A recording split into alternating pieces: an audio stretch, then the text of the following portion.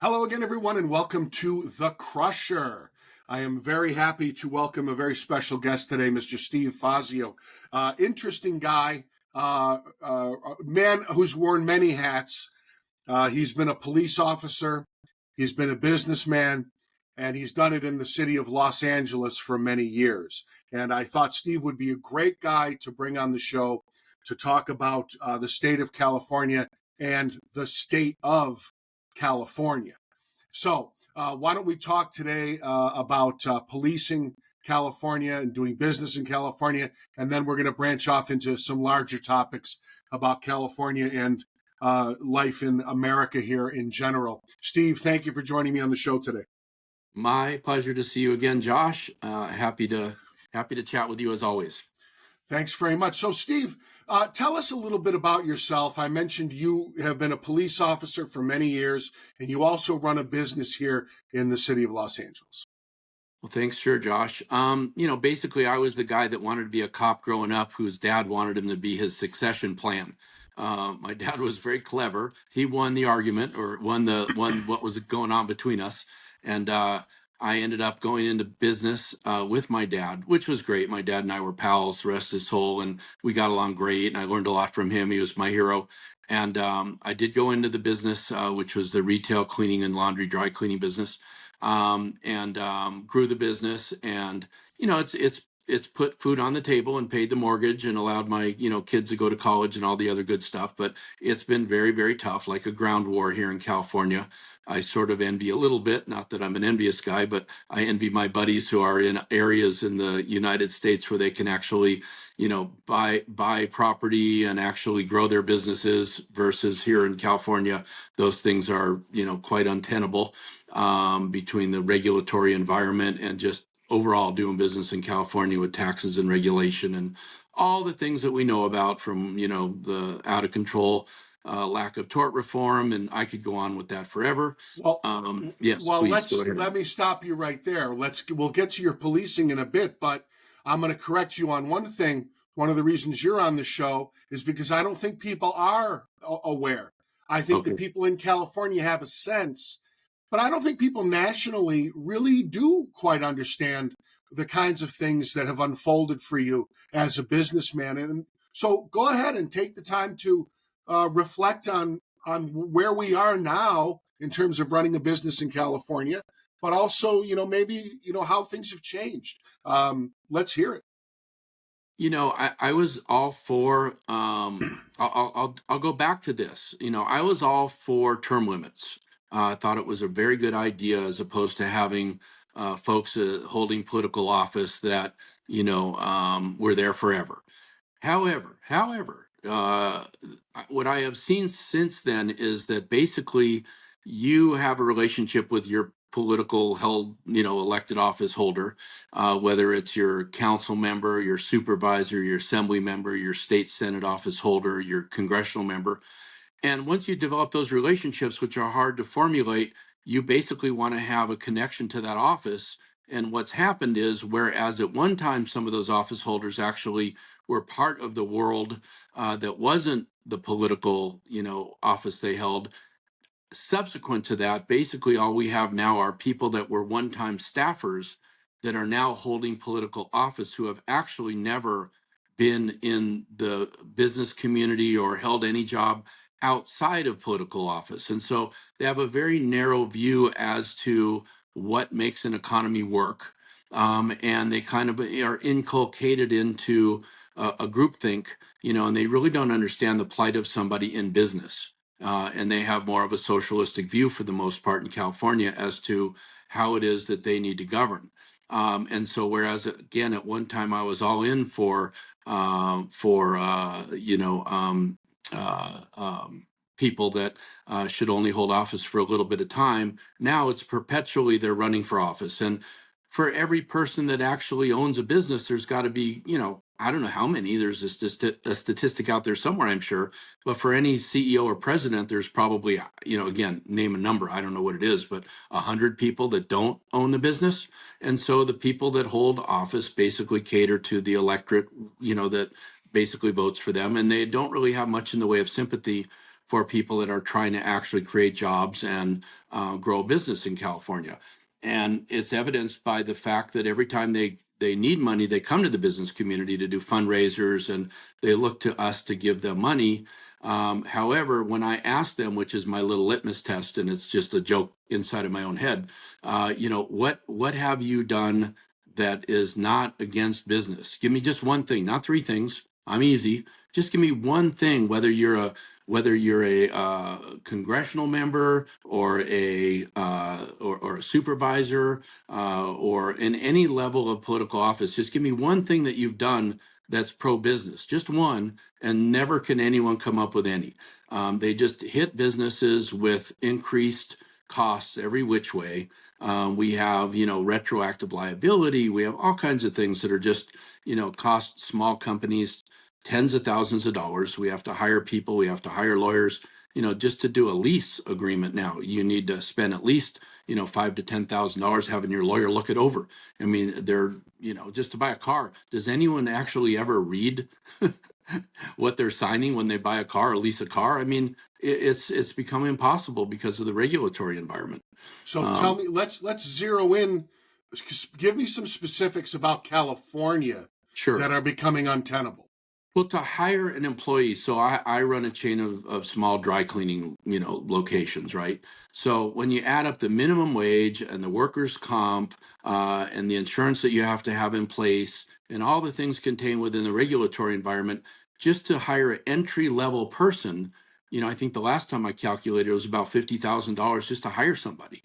And you can't really hire in a small business people that are going to just be entry level. It doesn't mean they're going to stay at that entry level their whole career. It means you bring them in, you train them, you get them, going, you get them mentored by somebody that's been around, but you can't even do that anymore. And you're competing against large businesses that can easily hire those folks, for that much or more. And it just becomes very hard. And the lament of people, one of the things I'm a member of is a business association called Young Presidents Organization. And the lament among the members within YPO is that we can't hire anymore. I mean, people don't want to go to work for smaller businesses. They go to work for corporate America, basically, or they get out of the area entirely. It's just become very, very difficult to hire people, to retain people. And that's just on the labor side of it. In addition to which, if something happens where things don't work out legitimately, sometimes it's just not a good fit. Oftentimes you end up getting sued. And that drives your insurance premiums up and everything else in between. So it's just become a very, very difficult environment from a labor standpoint to do business. There are people out there that'll sue you for just about anything, and lawyers will take the case. And your insurance, I've gotten rid of people for cause. My favorite story is a couple years ago when someone was embezzling from me. When I nicely confronted them on the fact that they, from what I could see, this, and that were happening. They quit the next day and sued me for unlawful termination. And then they went and they ended up with a medical claim that they had been stressed out. And before you know it, it was $75,000, in legal fees and in medical fees to get rid of this person. And they ended up basically winning, if you will, after they embezzled from me. There's kind of nothing you can do. So that's just on the labor side. On the regulatory side, I could go through a host of things as well. Again, give me a couple of thorns from California that are sticking in your craw. Well, there's something called CERCLA, where you basically are responsible from cradle to grave with joint and several liability for any contamination. Well, none of us are for contamination. We're all people that care about the environment. People that run companies, for the most part, unless they're horrible people, care about everything they do. So if I buy something tomorrow that had been contaminated by the prior owner and the prior owner no longer is around, they moved or passed on, or they're unfindable, I'm responsible, as a potential responsible party now. I'm now responsible for the contamination that someone else created prior to my ever even owning the business. So it's just, so in order to escape that conundrum, you have to hire an environmental consulting firm and do all kinds of remedial action or investigatory action for $5,000 to $10,000, and banks don't really want to lend to people in smaller businesses because they don't have the confidence in their ability to not have these problems as you go through time. So access to capital is hard. Getting sued is never ending. I got sued some years back where I hired by California, a licensed hazardous waste disposal company, of which there were only two. So I hired one of the two to haul away my hazardous waste. That company went bankrupt and polluted the site, unbeknownst to me. How would I know? I mean, their site's nowhere where I could have access to it.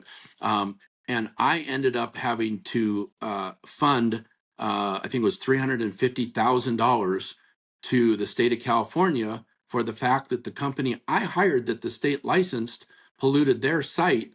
But since I was the potential responsible party and am responsible from cradle to grave, I got sued and had to end up ultimately paying for the contamination that I didn't even cause. I did everything right. Do I did you it think, exactly the way you want to Steve? see it. Do you think that other states No, I are know for not sure. offering this kind of situation? Well, tell me, No, other states no. don't have this kind of threshold or low No. threshold, Other whatever. states. No, I'm a member and have been a member of several different industry groups, that consist of chain operators throughout the country, and they laugh at California. I mean, they just think it's ridiculous. Why would anyone do business here? I mean, it's comical to them, the things that I end up reporting, because we get together on a monthly, well, now it's quarterly basis. We've reduced after COVID. We get together quarterly and we have something called What's New, so like what's occurred since the last time we met. And we all write it up and then we share it for the first few hours of a meeting. There's about 10 different companies in there, all of whom are chain operators, and we kind of share what's going on. And when it comes to, California, there's a couple of us that do business here in California in that group. The laughter ends up bursting out. Even my daughter, who went to GW, and in her sorority, we got together with some of the friends when she graduated, and there was a few attorneys in DC that had sent their daughters, and they were in the same sorority as my daughter. And so we were chit chatting, and they were lawyers, they were government lawyers, and they're like, "Oh, you're in California. That must be a lot of fun to do business there." They said we get around, we come together about once a month. The partners do and laugh about what California is doing to their business community. It's just horrifying. Yeah, we won't have time to talk about this today, but at some point I will. I know from having, we'll say, attended a lot of This is water. city. It's okay. It doesn't have to be. You're doing this podcast, you should drink. No, but listen, CEQA is another thing that this state deals with, which is that Yeah. they will tie Yeah. you up on environmental concerns when Yeah. there are no environmental concerns. I've seen people who have bought a property, they were going to build a resort on the ocean, and they've been tied up for so many years. They spent all millions and millions and millions of dollars. They were going to put hundreds of people to work, but they can't because of CEQA. But also, one of the reasons you can't build any housing in California is because CEQA is so ridiculous that you can't meet these environmental thresholds. Because anything. Go ahead. I'm sorry. You have in Orange County, or no, Orange County, in Ventura area, you have the Save Our Open Spaces, stuff. If you try to get, on, I call it a corridor, from the San Fernando Valley out to, let's say, Thousand Oaks or Oxnard or something like that, there's all the employees that are doing, that are employed out into the Agora and further west areas. The freeways are completely congested by the fact that there's not enough housing out there, and they can't build housing. I mean, it's a good original kind of thought process where save our open spaces. Who doesn't love to look out and see mountainous areas and everything else? I mean, obviously, if you had your druthers and you had a home, you'd like to see the mountains versus another tract of homes. I get that. But again, our California builders are doing building in Texas, they're doing building in Nevada, they're doing building in Arizona. It's just too expensive to do business here. And then we end up with a homeless situation, and a housing stock. My wife and I have 4 kids, and 3 of them live in Los Angeles. And, you tell me how somebody between 25 and 35 can afford a home in an area that's anywhere remotely close to where they're working, without spending. I mean, my daughter's been pre-approved for a Yeah. loan for Yeah. a lot of money. I mean, a Mm, lot of money for mm. for the last few years, looking for something to live in Los Angeles, and there's just there's nothing available. No, no, and everything, Steve. Even every shadow. I'm in the valley right now. I know you're not far from the valley, San Fernando Valley. I'm in the valley, yeah. Everything, every little 1,200 square foot home in any condition, and I mean rough condition, is Yeah, $750,000. It's insane, and yeah. and I'll just say that anything that says it's good for the environment in California immediately passes. Before we move on to policing, which we will, real quickly, what has been the impact, Steve, of you are now living in a one party state? Hmm. Okay, you're living in a one party state. The Republicans have no muscle here, let's be honest. No. And so, what has been the impact of no push and pull, no checks and balances? Yeah. Because it's not good the way Yeah. this state is governed. Yeah, I mean, we have no What's the statewide impact of office. that? We have no statewide office holders, as you know. We have a super minority in the state Senate and the state assembly.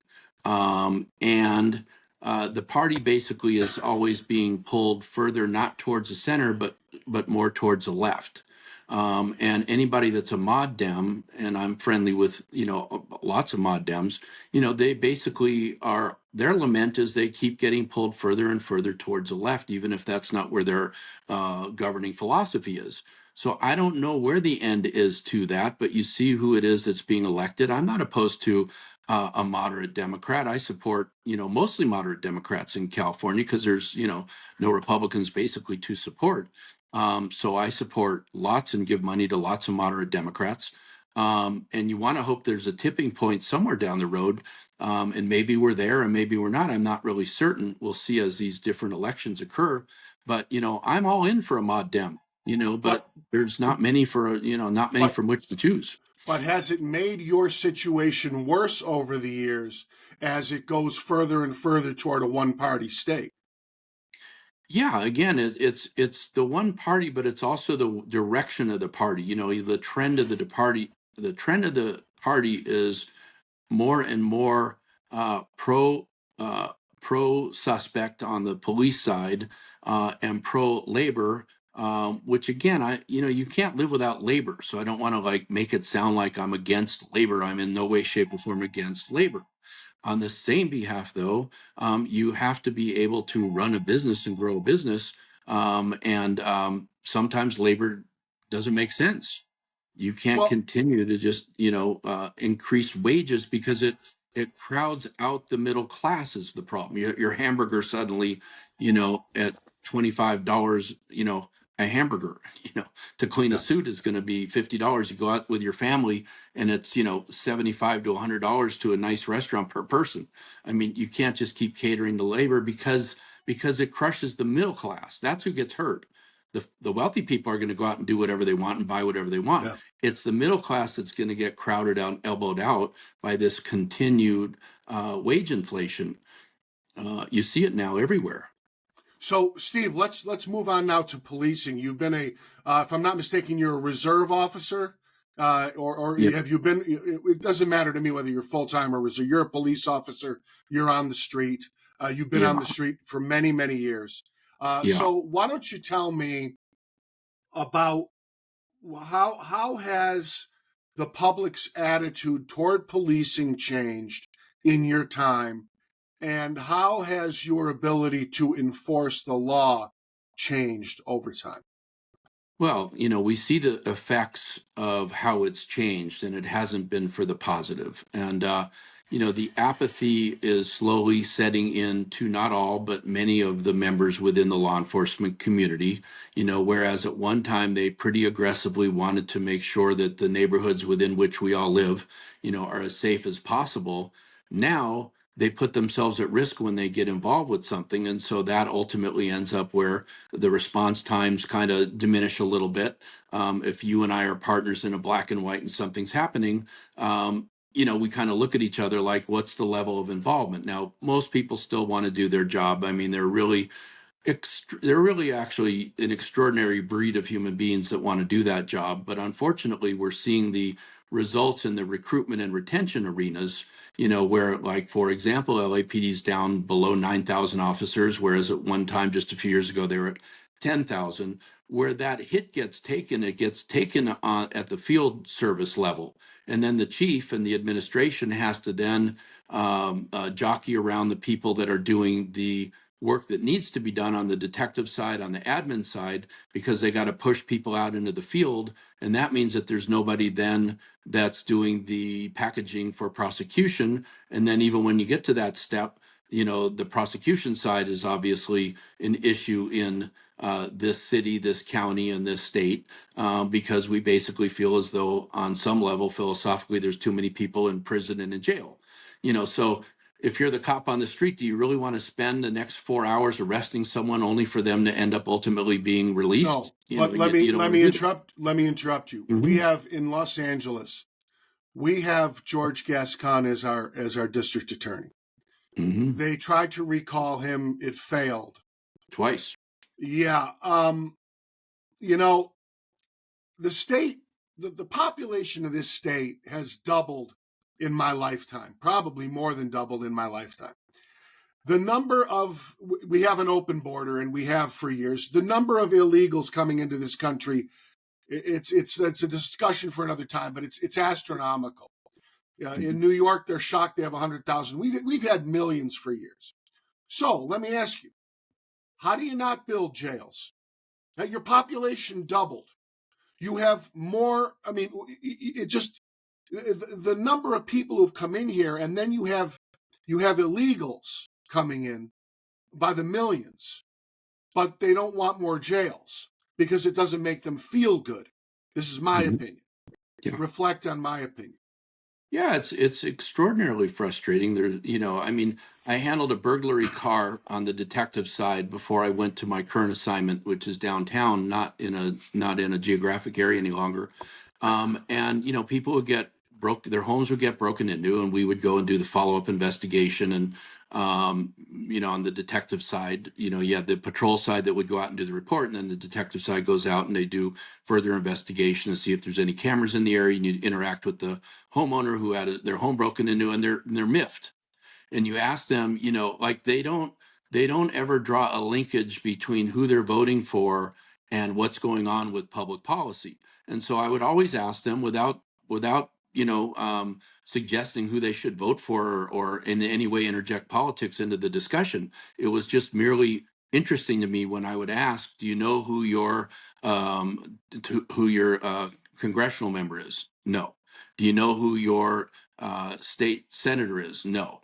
Do you know who your assembly member is? No. Do you know who your council person is? No. I mean, do you vote? Yeah. Well, then how is it that you don't end up ultimately knowing a little bit more about who it is that you're electing, and yet you're frustrated over the fact that your home was broken into, as was your neighbors, and you're part of Community Watch, and you see what's going on, and you get on the freeway, there's somebody shooting up on the side of the freeway, but you're not knowledgeable as to who it is that you're voting for.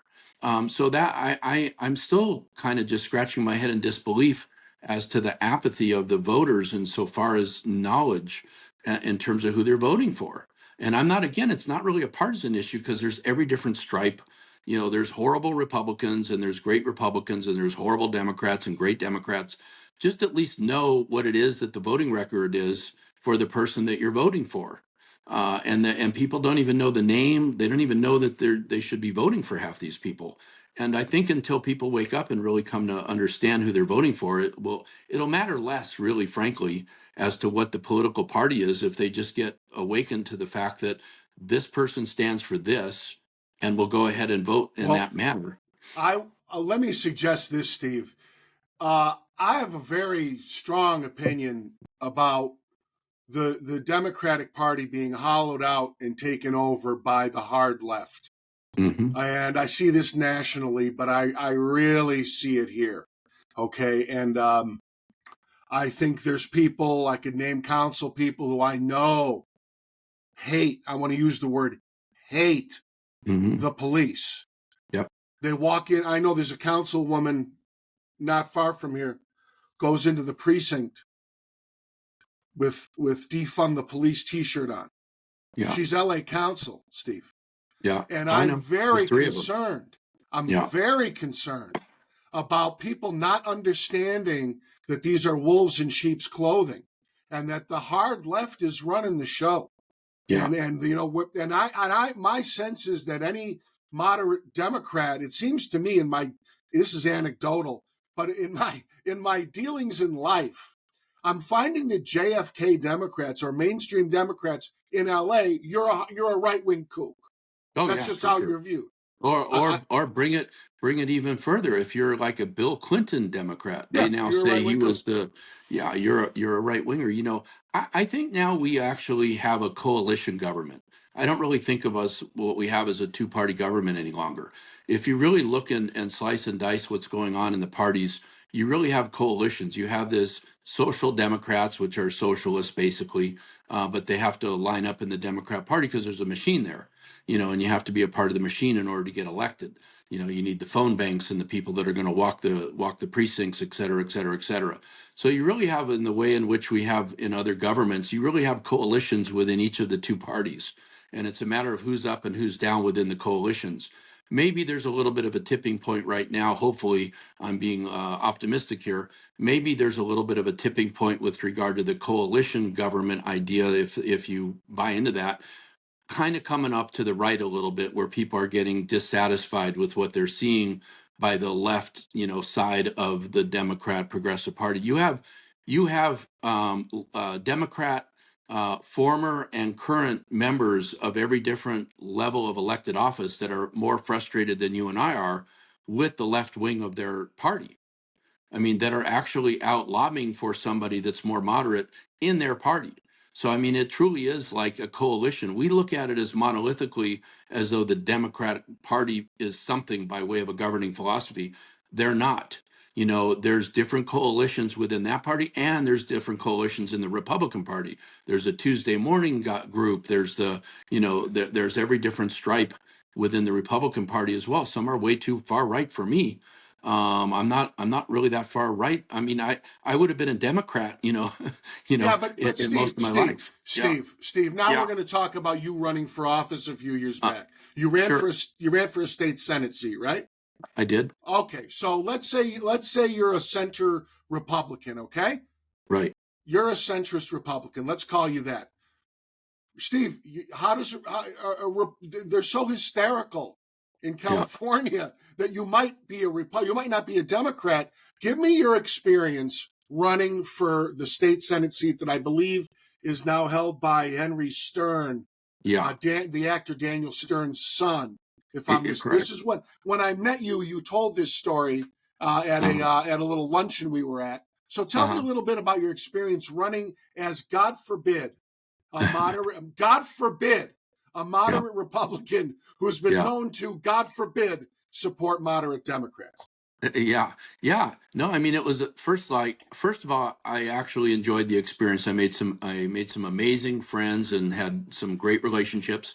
I just as large as my problem with the left, I had my own problems with the right. You know, there's some lunatics, you know, that I had to contend with as a Republican that, you know, had all kinds of ideas as to what we should do. You know, the anti-vaxxers would corner me, and you know, pro this would, and the anti that, you know, so they were as much a handful as anybody on the left. Henry and I became friends throughout that. We had a bunch of debates, and you know, I never disrespected him, and he never disrespected me. And I went to his wedding, and you know, we have a relationship, as I do with other Democrats in my region, because you have to.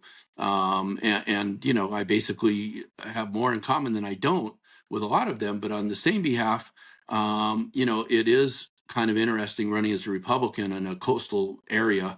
You know, I ended up with about 173 or 4,000 votes. Henry had like 220,000. It was the Trump cycle, so a lot of Republicans decided that there was no candidate on the ticket for them, and there was two Democrats running for U.S. Senate, Kamala Harris, and another candidate that lost to Kamala Harris. So there wasn't really a good reason for a lot of Republicans in their minds to come out and vote. They didn't like Trump. and I wasn't a never Trumper, but I didn't like Trump either.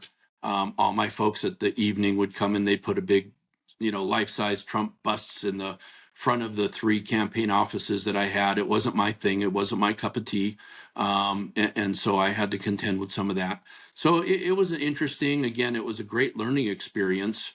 When I would go to Sacramento, they basically would tell me that we really like you.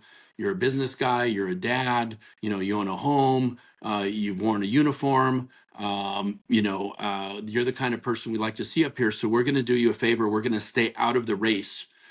Because if we give you $1, we have to give the Democrat candidate $3, because they're the ones who make the trains run up here. And if we give you, let's say, $1,000, we have to give them $3,000, or else we're going to never be able to get a bill, passed in the state legislature. Period. End of story. So I had a lot of people that I basically neutralized, but that wasn't helpful because you need money to run. Because I would get, Henry would have independent expenditure campaigns making things up. I was the biggest polluter in California. I mean, my wife and I have a good sense of humor, so we'd laugh. But it was that absurd though. We'd literally laugh. I mean, I didn't take it seriously because it's just so dumb and outlandish. But I'm sure somebody read it, and I would get cornered every now and then and say, it says right here this, and that. I'm like, really? I mean, come on. And I went to I never didn't go to like a debate because I thought it was interesting. So I would go in the most Democrat possible enclave within the district and go do the debate, where at the end of the debate, they would come and they would, the audience would commiserate with the 4 or 5 Democrat candidates. And my wife and I are, talking to one another. How long is the politically correct time to stand here and talk to each other, honey? I don't know. What do you want for dinner? Let's go for sushi. And everybody would be going and talking to the Democrats. They didn't even want to hear what I had to say. And that was fine. That's not all the time, but there are areas like that where I likened it to Crips and Bloods. Really, actually, it's a white collar Crips and Bloods. If you're in one party versus the other, you're red or you're blue. It was really kind of tragic. And I think about it. At one of my YPO conferences not too long ago, somebody got up and asked, on the global stage, is there anyone that is a statesperson, man or woman, on the global stage? I mean, can anyone identify anyone that we could all say, like a Mother Teresa type or a Gandhi type, or, is there anyone in the public arena that we could all say, yeah, that's somebody that, really is somebody that has a depth of knowledge and wisdom to them that we could get behind? And nobody could think of anybody. And it was a cross-sectional audience. It was, it was non-denominational. Nobody. So Steve, let's wrap up with 2 quick things that require like another hour of discussion. But I'm going to hit 2 things. One's California, and one's about the state of our world. The first thing, and this is the last thing about California, I'm going to make an observation, and you can tell me I'm full of crap. I don't care. I live in a state that operates on a fantasy led by Gavin Newsom. And he has said what I'm about to say. He has basically said the homeless crisis is working class women and their children out on the streets. And I'll take you, Steve, not that you need me to take you. No, You're a cop. I'll take you to any encampment. Michael Schellenberger, liberal up in San Francisco, wrote the book San Francisco. He's been all over the news about it. He laid the data out. He's a liberal guy. He laid the data out. It's mental illness, and drug addiction. Correct. So this city alone spends billions. This is with a B. This is with a B. Billions. Does the problem get better? No, it gets worse. Yeah. There is a homeless industrial complex. There are people making a lot of money. I don't know if they're hiring social workers. I don't know what the hell they're hiring, buying office supplies. I don't know what the hell they're doing. They're not getting anybody off the streets. And we have a governor who cannot utter the words mental illness and drug addiction. That's exactly what this is. We give them welfare. We refuse to have a sobriety standard. If we give housing, there can't be a sobriety standard, in my understanding. We are absolutely, here, I'm going to use some bad language. We are absolutely batshit fucking crazy in California, Steve. We are fucking totally crazy. This problem gets worse, we throw another billion. Gets worse, throw another billion. And we lie to ourselves because it doesn't make us feel good to build mental hospitals. It doesn't make us feel good if people need to be incarcerated. It doesn't make us feel good to try to return them to their families. It doesn't make us feel good to ask them to be sober. It makes us feel good to make speeches about mental illness, but to do absolutely nothing about it. And we do not have the balls to pick people up off the streets. Other cities, as just as Democrat as our state, are not putting up with this. We are putting up with this. We are insane. That's my speech. Yeah, I mean it's very difficult. Listen, if you were elected mayor tomorrow, and your primary initiative was to get people off the streets, which I think actually is the primary initiative of Mayor Bass currently. You wouldn't. It's not snap your fingers stuff. We definitely need to figure out how to get people off the streets and get them help. And the problem comes in where if they don't want to get off the street, the courts have upheld their right to stay on the street.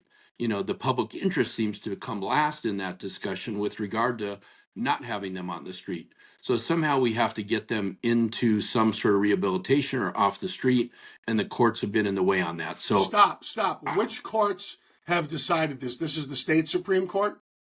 No, there's a district, there's a federal district court, I think, Federal that weighed district? in on this. Yeah. Okay. So we have to figure out how to figure that out. And I'm not an attorney, but I do know that there is all kinds of laws that we break the minute that we do A versus B. It's easy for the other cities to just kick them out into LA, and now it becomes LA's problem. If you're in Culver City or, name some of the peripheral cities, Beverly Hills, go across the street into LA, so they all end up in LA, and then we're the ones that have to get stuck with the paramedics.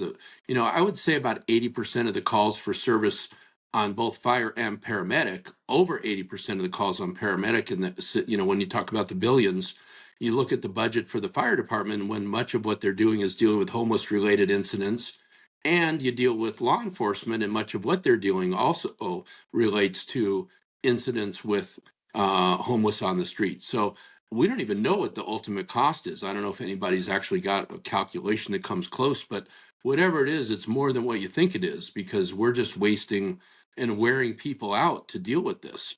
And I don't know what the answer is. So let me ask you this. You go from Villaraigosa to Garcetti to Karen Bass, on and on and on.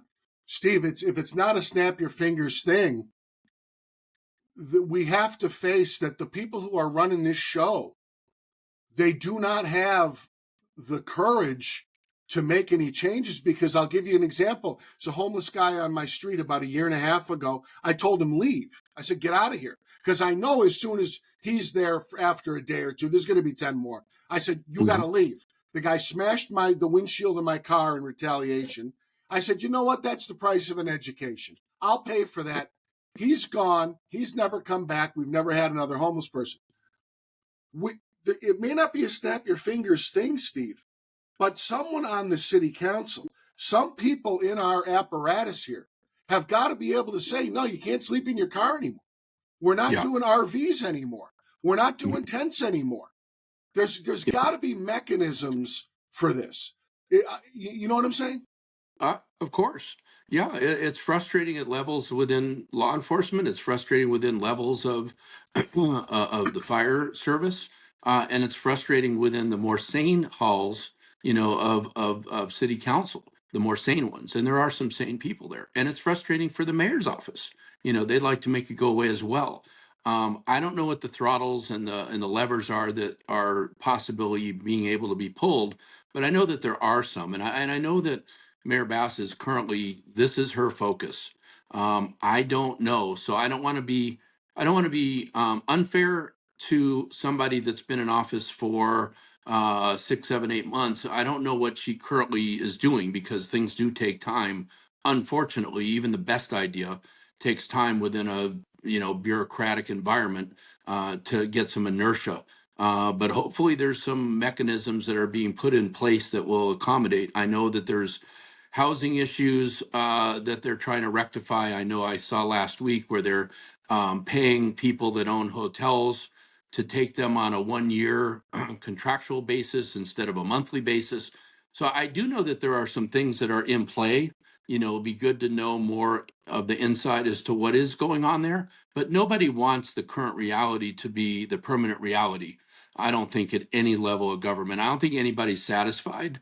So now it's a matter of, okay, so what are the levers that we can pull? And I don't know what those levers are, but I do agree with you. It's mental health and drugs. But how do we intercede with that? When someone doesn't want to go into a facility, and I've seen this, I've answered radio calls where there is a sophisticated family that has a loved one that's on the streets, and they will do anything. They will do anything to intervene and get them off the streets, but that person doesn't want to get off the streets. Period. They don't want to get off the streets. I don't know what to do with that. So we put them on a hold. We bring them, if they've done something where they're unable to care for themselves or others, we bring them to a facility, and then within a day or two, they're out. And I don't know what to do about that. I honestly don't, if the person does not want to help themselves.